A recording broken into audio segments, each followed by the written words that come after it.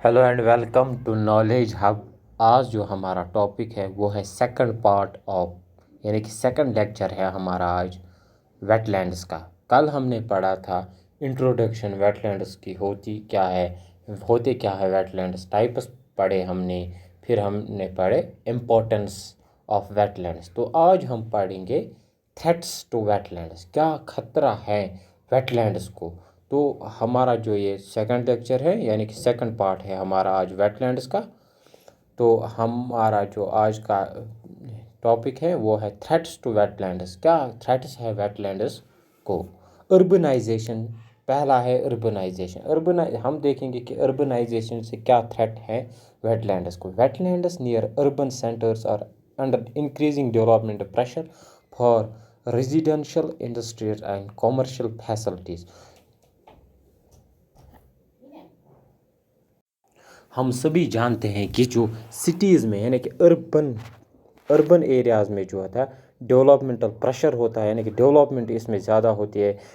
Residential यानी कि ज़्यादा लोग वहाँ जो है रहने लगते हैं, क्योंकि वहाँ फैसिलिटी मौजूद होती है अर्बन एरियाज़ में as compare to rural areas. Industries भी बहुत ज़्यादा सेटअप होती है सिटीज़ में, और कमर्शियल फैसिलिटीज़ और फॉर ट्रेड और इकोनॉमिक पर्पसेस भी। तो अर्बनाइजेशन से जो है खतरा है वेटलैंड्स को। फिर है दूसरा agriculture. Vast stretches of wetlands have been converted to paddy fields. जो भी वेटलैंड्स थे उनको अब कन्वर्ट किया गया है फॉर पैडी फील्ड्स, यानी कि राइस कल्टीवेशन हम कहेंगे, उन फील्ड्स में वेटलैंड्स को कन्वर्ट किया गया है। Construction of a large number of reservoirs, construction किए गए हैं रिजर्वायर्स, कैनाल्स कंस्ट्रक्ट किए गए हैं, dams to provide for irrigation, significantly altered the hydrology of the associated wetlands। तो हम यही कहेंगे जो वेटलैंड्स था, जो एरिया अंडर वेटलैंड्स था, उसको कन्वर्ट किया गया है पैडी फील्ड्स में, या इसमें रिजर्वायर्स, कैनाल्स जो है, डैम्स जो है वो बनाए गए हैं ताकि हम प्रोवाइड करें इरिगेशन फॉर एग्रीकल्चर, ताकि हम इरिगेशन पर्पज़ के लिए उनको इस्तेमाल करें। तो ये दूसरा खतरा था, थ्रेट था वेटलैंड्स को। फिर है तीसरा pollution. Wetlands act as natural water filters. जो वेटलैंड्स होते हैं ये एक्ट करते हैं, इंपॉर्टेंट पॉइंट है, एक्ट करते हैं नेचुरल वाटर फिल्टर। जैसे कि हम लाते हैं घर में फिल्टर ताकि हम वाटर को साफ़ करें, प्योर करें, तो वेटलैंड्स जो है ये नेचुरल फिल्टर्स होते हैं, ये याद रखना है आपको। However, they can only clean up the fertilizers and pesticides from agriculture runoff, but not mercury from industrial sources and other types of pollution।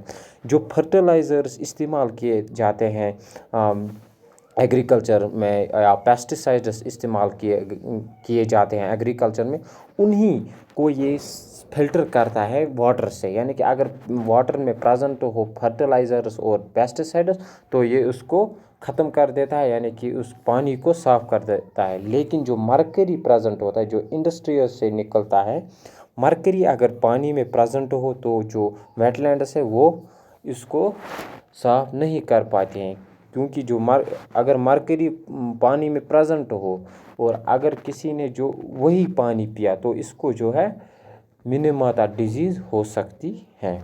तो मरकरी से होती है मिनीमाता डिजीज़, माता डिजीज़, अगर मरकरी प्रेजेंट हो पानी में।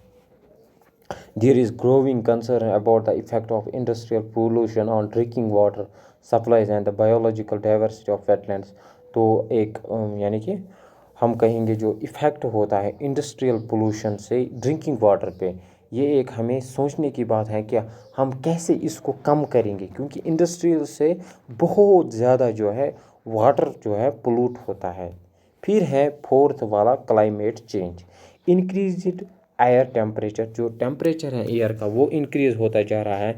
शिफ्ट्स इन प्रेसिपिटेशन, यानी कि जो प्रेसिपिटेशन में शिफ्ट्स होते हैं, जैसे कि आपको पता है कि अगर समर है या विंटर है तो जो प्रेसिपिटेशन यानी कि रेनफॉल या स्नोफॉल अगर किसी जगह होती है तो वो रेनफॉल जो है विंटर्स में होनी चाहिए, तो वो समर में होती है। यानी कि जब हमें रेन की ज़रूरत होती है तब जो है رین فال نہیں ہوتا، لیکن جب ہمیں ضرورت ہوتا ہے تب رین فال ہوتا نہیں ہے۔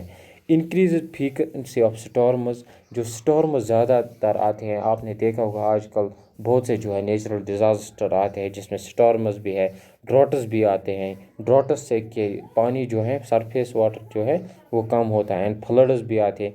Increased atmospheric carbon dioxide concentration, یا جو کاربن ڈائی آکسائڈ کی کنسنٹریشن انکریز ہوتی ہے، sea level rise could also affect wetlands. اگر سی لیول بھی انکریز ہوئی تو وہ بھی ویٹ لینڈس کو جو ہے افیکٹ کر سکتا ہے۔ تو کلائمیٹ چینج سے بھی تھریٹ ہے ویٹ لینڈس کو۔ پھر ہے dredging, the removal of material from a wetland اور river bed.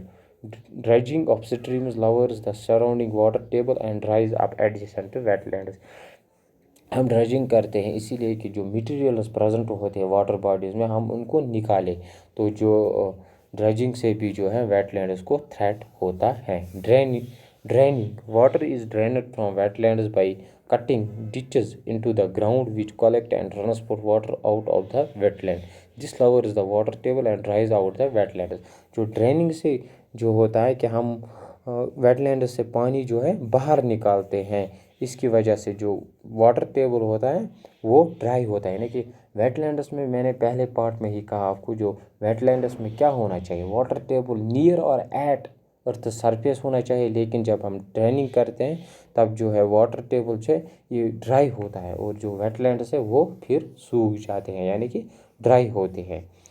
Introduced species, Indian wetlands are threatened by exotic introduced plant species such as water hyacinths and salvinia. جو Indian wait lands ہے یہ threat کیے گئے ہیں exotic introduced plant species, جو باہر سے لائے گئے ہیں، فارن سے لائے گئے سپیشیز، ان سے ویٹ لینڈس کو تھریٹ ہے۔ جیسے کہ واٹر ہائیناسس جو ہیں یہ لایا گیا ہے، اور سالوینیا سے بھی ویٹ لینڈس کو خطرہ ہے، یعنی کہ واٹر ہائیناسس اینڈ سالوینیا سے جو ہے ویٹ لینڈس کو خطرہ ہے۔ They clog waterways and compete with native vegetation. یہ کمپٹیشن جو ویٹ لینڈس میں آلریڈی سپیشیز پریزنٹ ہوتی ہے، یعنی کہ جو نیٹو سپیشیز ہوتی ہے، جو ہمیں انیشلی سے وہاں پر موجود ہوتی ہے، یہ اس سے کمپٹیشن لگاتا ہے واٹر ہائیناسس اور سالوینیا، جس سے کہ ہے واٹر جو ویٹ لینڈس ہے ان پہ اثر پڑتا ہے۔ پھر ہے salinization, over withdrawal of groundwater has led to salinization. تو سیلینائزیشن بھی تھریٹ ہے ویٹ لینڈس کو۔ پھر ہم پڑھیں گے کنزرویشن ایفرٹس، کیسے ہم کنزرو کر سکتے ہیں۔ ہم نے تھریٹس پڑھے کیسے جو ہے ویٹ لینڈس کو خطرہ ہے، ہم اب پڑھیں گے کیسے ہم بچا سکتے ہیں ویٹ لینڈس کو۔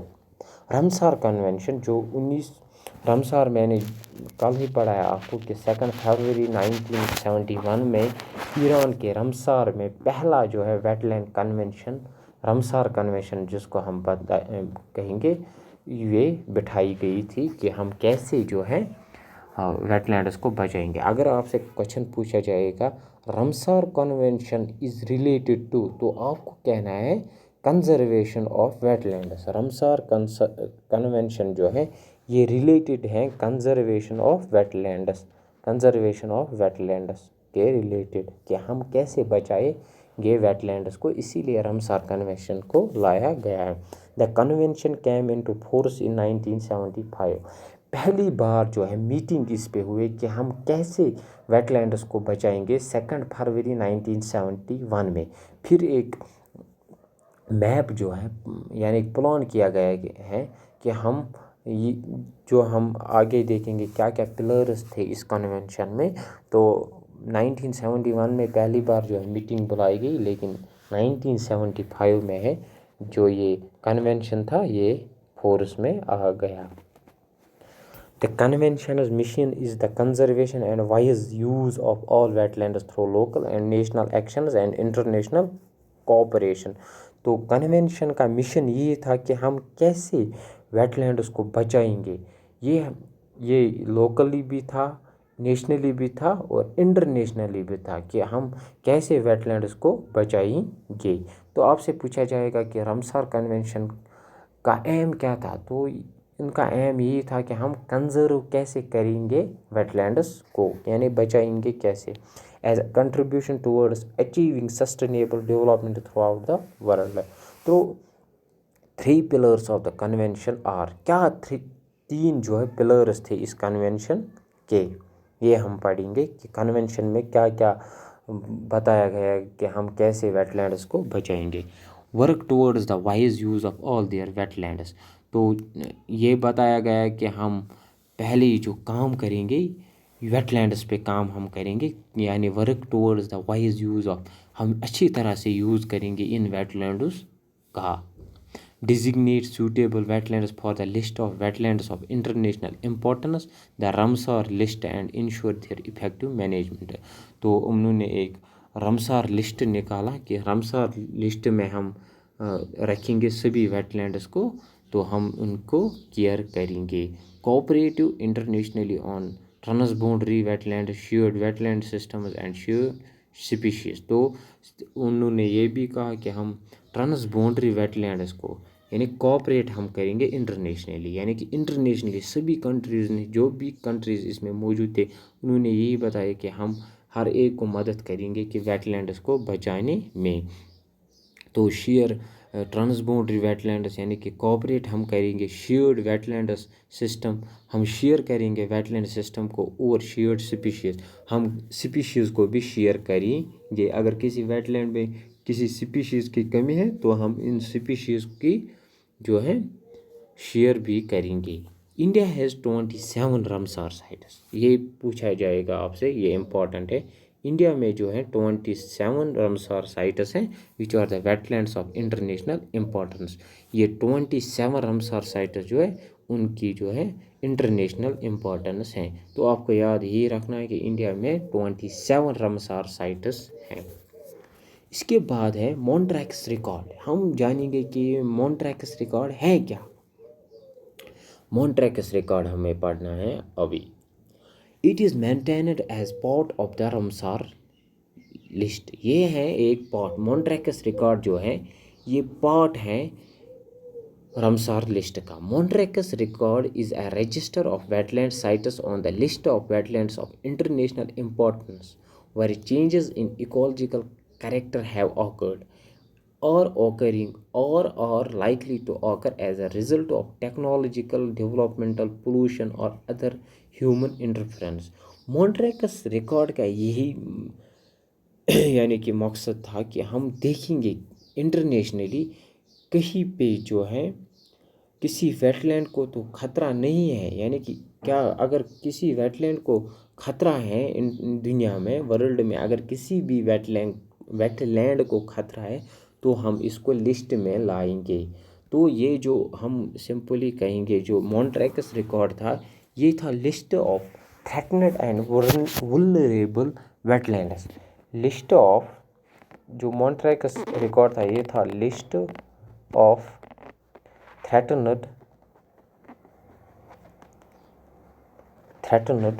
And vulnerable wetlands.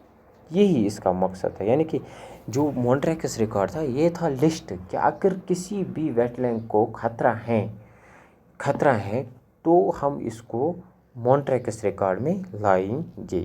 تو ہم آگے دیکھیں گے 2 ویٹ لینڈس آف انڈیا اور ان مونٹریکس ریکارڈ. تو انڈیا کے جو 27 رمسار سائٹس ہیں اس میں جو ہے 2 ویٹ لینڈس انڈیا میں ایسے ہیں جو مونٹریکس ریکارڈ میں. آپ سے پوچھا جائے گا کہ انڈیا کے کتنے ویٹ لینڈس جو ہیں مونٹریکس ریکارڈ میں ہیں، تو آپ کو 2 پہ ٹک کرنا ہے.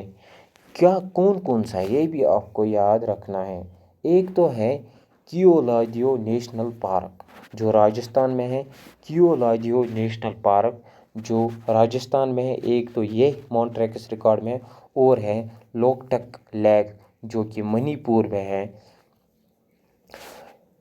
اگر آپ سے پوچھا جائے گا کہ مونٹریکس ریکارڈ میں انڈیا کی کتنے ویٹ لینڈز ہیں تو 2 ہیں. کون سا ہے؟ کیولادیو نیشنل پارک جو کہ راجستھان میں ہے، پھر ہے لوکٹک لیک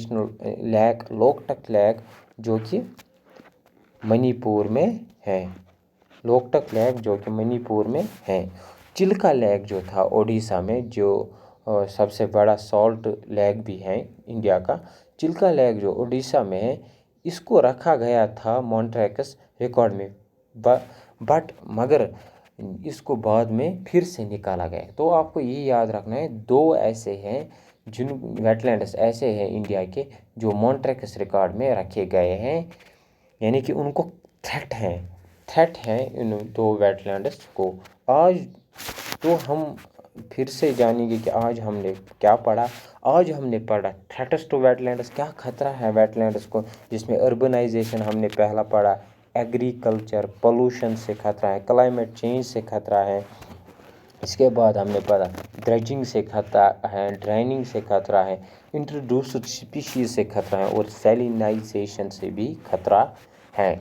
इसके बाद हमने पढ़ा कंजर्वेशन एफर्ट में हमने पढ़ा रमसार कन्वेंशन फोर्स में आ गया 1975 में, लेकिन 1971 में रमसार कन्वेंशन ईरान के रमसार शहर में पहली बार इसकी जो है कन्वेंशन बिठाई गई। इसका मिशन यही था कि हम कैसे वेटलैंड्स को बचाएंगे, मिशन यही था कंजर्वेशन ऑफ वेटलैंड्स हम कहेंगे सिंपली। फिर हमने पढ़े 3 पिलर्स ऑफ कन्वेंशन क्या क्या थे। फिर हमने जो इम्पोर्टेंट पढ़ा कि इंडिया के 27 रमसार साइट्स हैं, इंडिया के 27 रमसार साइट्स हैं। फिर हमने पढ़ा मॉन्ट्रैक्स रिकॉर्ड में थ्रेटन्ड एंड वल्नरेबल वेटलैंड्स को रखा जाता है। अगर इस रमसार कन्वेंशन में अगर लगेगा कि इस वेटलैंड को थ्रेट है तो इसको मॉन्ट्रैक्स में रिकॉर्ड में रखा जाता है। तो इंडिया के दो ऐसे वेटलैंड से जो कि मॉन्ट्रैक्स रिकॉर्ड में, एक कियोलाजियो नेशनल पार्क और एक है लोकटक लेक जो कि मणिपुर में है। फिर है कंक्लूजन हम जानेंगे। To counter unplanned urbanisation and a growing population, management of wetlands has to be N integrated approach in terms of planning, execution and monitoring। As you know जो पॉपुलेशन वो डे बाई डे जो है increase ही होती जा रही है, इसीलिए जो मैनेजमेंट ऑफ वेटलैंड्स है ये इंटीग्रेटेड अप्रोच है in terms of planning, execution and monitoring. यानी कि हमें मॉनिटर करना है, एग्जीक्यूशन करना है और प्लानिंग करनी है कि अगर पॉपुलेशन बढ़ रही है उनका इफ़ेक्ट तो वेटलैंड्स पे तो नहीं पड़ता है। इसीलिए हमें ये effective collaboration among academicians and professionals including ecologists, watershed management specialists, planners and decision makers for overall management of wetlands। तो हर एक की जिम्मेदारी है कि हम कैसे वेटलैंड्स की मैनेजमेंट करें, जिसमें मैंने बताया इकोलॉजिस्ट, प्रोफेशनल्स हैं, वाटरशेड मैनेजमेंट स्पेशलिस्ट्स हैं। फिर है spreading awareness by initiating awareness programmes about the importance of wetlands and constant monitoring of wetlands for their water quality would provide vital inputs to safeguard the wetlands from further deterioration। तो हमें awareness लोगों में लानी है कि of wetlands को जो है वेटलैंड्स को हम कैसे बचाएंगे, अवेयरनेस प्रोग्राम हमें चलाने। तो ये था सेकंड पार्ट ऑफ वेटलैंड्स। हमने पहले पार्ट में पढ़ा था introduction, types and importance of wetlands. आज हमने पढ़ा थ्रेट्स टू वेटलैंड्स और पढ़ा हमने रमसार कन्वेंशन और मॉन्ट्रैक्स जो रिकॉर्ड। होप आपको जो है ये वेटलैंड्स का टॉपिक जो है समझ फुल फ्लेजेड अच्छी तरह से समझ आया होगा। चैनल को सब्सक्राइब कीजिए, वीडियो को लाइक और शेयर कीजिए। Thank you for watching, have a nice day, thank you.